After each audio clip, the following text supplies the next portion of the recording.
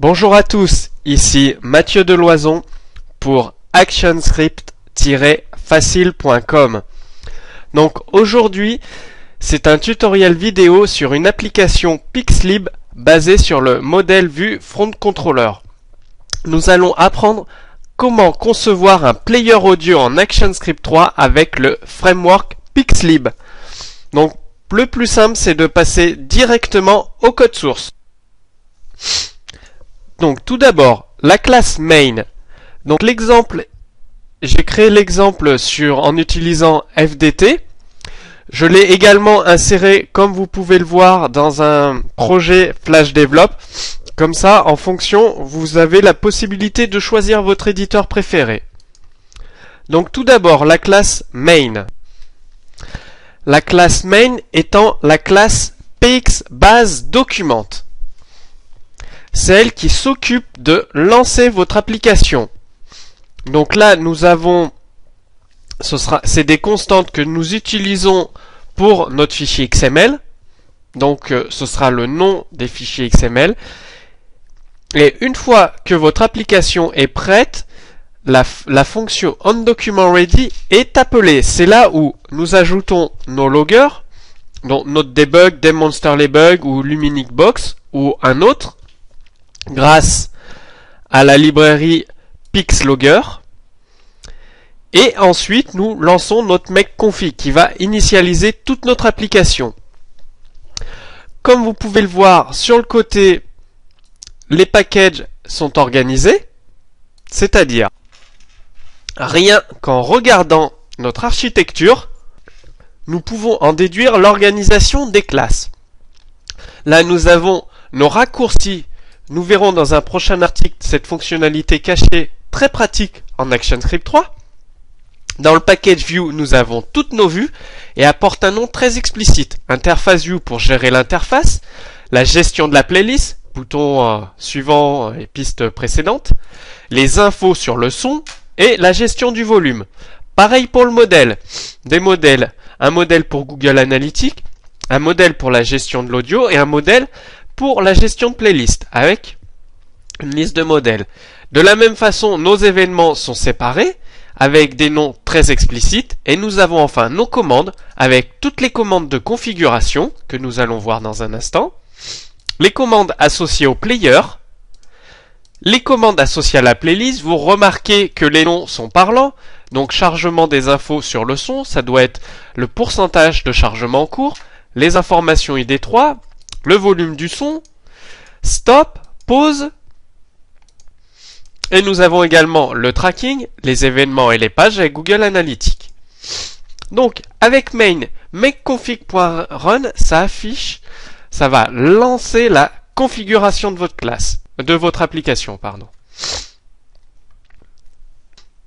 Alors, que fait la classe makeconfig? Tout simplement, elle initialise un séquenceur, c'est-à-dire que cette classe est appelée et c'est là où vous déterminez par exemple de charger la configuration en premier, ensuite les graphismes, puis d'initialiser le contrôleur, puis d'initialiser votre application, donc le modèle, enfin les modèles et les vues, et enfin de démarrer votre application et vous exécutez cette suite de commandes. Et une fois que la commande est terminée, le séquenceur est effacé. Donc tout de suite, nous passons à la première commande, load config, qui est ici dans le package commande, config et load config. Qu'est-ce que nous faisons dans load config? Tout simplement, nous chargeons notre fichier XML, qui est ici grâce à la classe pxmlloader. Et nous lui donnons une clé. Donc la clé que nous avons enregistrée dans main, qui correspond à notre configuration des ressources. Donc nous donnons l'URL dans notre fichier XML. Nous créons un loader context. Et une fois, donc vous avez onLogError. S'il y a une erreur, donc nous utilisons la classe getLogger, qui est un raccourci. Je vous expliquerai, c'est tout simple. Ce système que Michael Barbero m'a expliqué pour faire des raccourcis dans une classe ActionScript 3. Ça vous permet que si vous changez de debugger un jour ou l'autre, vous avez juste ici à modifier et dans toute votre application, elle sera mise à jour avec le nouveau debugger. Donc c'est la classe ici getLogger. Même principe pour getRoot, ça nous permet de récupérer le root de l'application et si un jour il devait changer, nous le changeons ici seulement. Une fois que notre XML est chargé, nous enregistrons la ressource, c'est-à-dire nous prenons un identifiant, donc main saves config ressource, nous disons que c'est du type XML, un loader de type XML, et ça va nous permettre d'accéder à nos données XML de n'importe quelle classe de l'application. Voilà pour loadConfig. Ensuite, nous avons loadUI qui s'occupe de charger les graphismes de l'application. Ça fait que ça permet, ce type d'application, pour un non-développeur, un graphiste, de mettre à jour les graphismes sans avoir à recompiler l'application. C'est-à-dire UI.swf est chargé et contient uniquement des clips et des graphismes. Alors, comment construire UI.swf? Regardons dans Flash CSS. Alors, nous avons nos boutons et nos clips. Ils fonctionnent tous de la même façon. Donc, je l'ouvre. C'est-à-dire que sur l'interface playlist, nous avons déposé les deux boutons et nous leur avons donné des noms. C'est-à-dire ici, le nom BTPrev et là, le nom BTNext. Cela va nous permettre, à partir de notre application SWF, de pouvoir les déplacer et y accéder. Donc, classiquement, nous faisons un fichier importé dans la scène ou dans la bibliothèque une nouvelle image et nous créons un clip en mettant cette image dedans. Très simplement. Et ce qui est important, nous faisons un clic droit propriété sur un clip et nous lui donnons le nom de la classe et nous l'exportons pour ActionScript. C'est-à-dire, quand UI.swf sera chargé par votre application, vous pourrez accéder à Interface Playlist et aux clips qui sont à l'intérieur parce qu'ils ont été nommés BTPrev et BTNext. Et nous l'associons à la classe de base Sprite parce qu'il n'y a pas de frame à gérer. Très important, donc pour tous les clips là, ça correspond aux UI de votre application de cliquer sur exporter pour ActionScript. C'est-à-dire que nous avons séparé, ça correspond à une vue de notre application où il y a les deux boutons précédents suivants, une autre vue de notre application pour partager via Twitter et Facebook, une autre vue de notre application Play, Pause, Stop et une autre vue de notre application Volume. C'est-à-dire qu'à notre vue, nous lui donnerons directement le clip interface volume et ça nous permettra d'accéder au bouton directement dans notre vue. Donc BT volume moins et BT volume plus. Ensuite, il ne nous reste plus qu'à compiler notre application pour créer UI.swf. Donc voilà. Et c'est ce fichier UI.swf qui sera chargé par votre application Pixlib. Ensuite, nous initialisons notre contrôleur. Donc, pas plus compliqué que ça. C'est tout.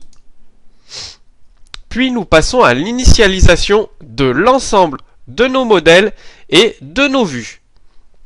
C'est-à-dire que là, nous instancions, donc nous créons une nouvelle instance de notre modèle. Par exemple, Google Analytics, une nouvelle instance en lui passant getRoot, le root. Nous créons une nouvelle instance de notre vue pour les boutons Play, Pause. Nous créons une nouvelle instance de notre audio modèle qui gère Play, Pause. Et c'est-à-dire que le modèle va écouter les événements diffusés par la vue. Pareil pour Volume View, nous créons la vue volume qui va gérer le volume et le modèle va écouter les événements diffusés par OVolumeView. C'est-à-dire qu'à chaque fois que OVolumeView va diffuser un événement, le modèle va les écouter. Pareil pour la vue Sound, nous créons notre vue Playlist, nous instancions le modèle et par contre la vue Playlist, le modèle Playlist va écouter les événements diffusés par la vue Playlist. et nous lançons la commande fire command and event pour dire que nous avons terminé.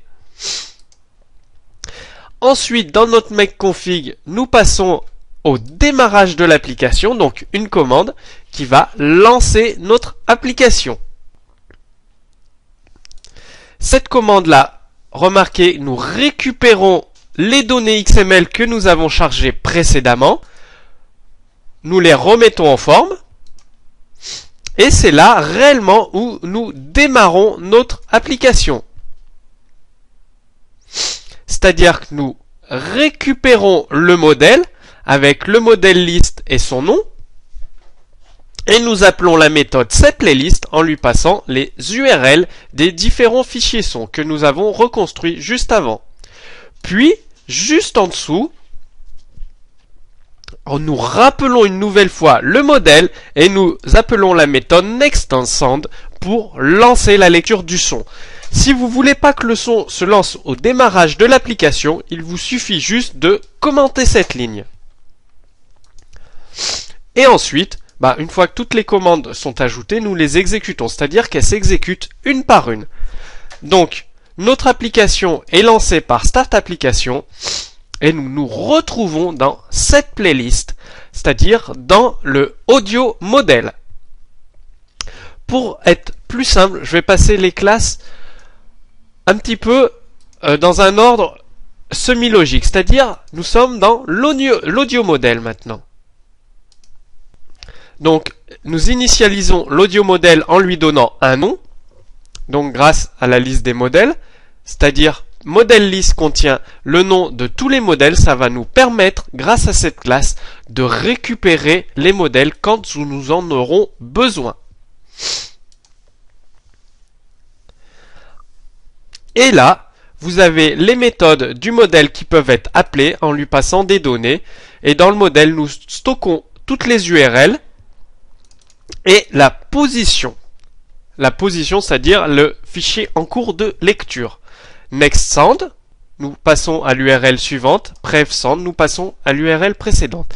Et là, remarquez où nous appelons notre Event Broadcaster, donc c'est un singleton, pour lui passer un nouveau événement, donc un événement du type PSStringEvent, c'est-à-dire nous lui passons l'URL de la chanson à jouer et nous envoyons l'événement LoadSound, c'est-à-dire que ça va créer une commande.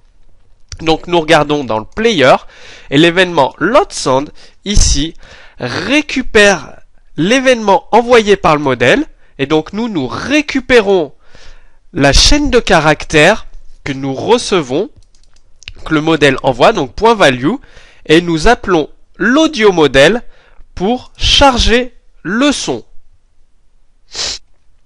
C'est-à-dire, je reprends, le modèle playlist, quand vous appuyez sur un bouton suivant précédent, envoie un événement, une nouvelle commande qui est récupérée par la commande LoadSound. LoadSound appelle l'audio modèle et charge le son via sa méthode load. Bon, les vidéos sur YouTube sont limitées en temps, donc je vais diviser ce tutoriel en plusieurs vidéos, donc en 3 articles en vidéo. Juste en dessous, vous pourrez trouver le code source complet de l'application à télécharger.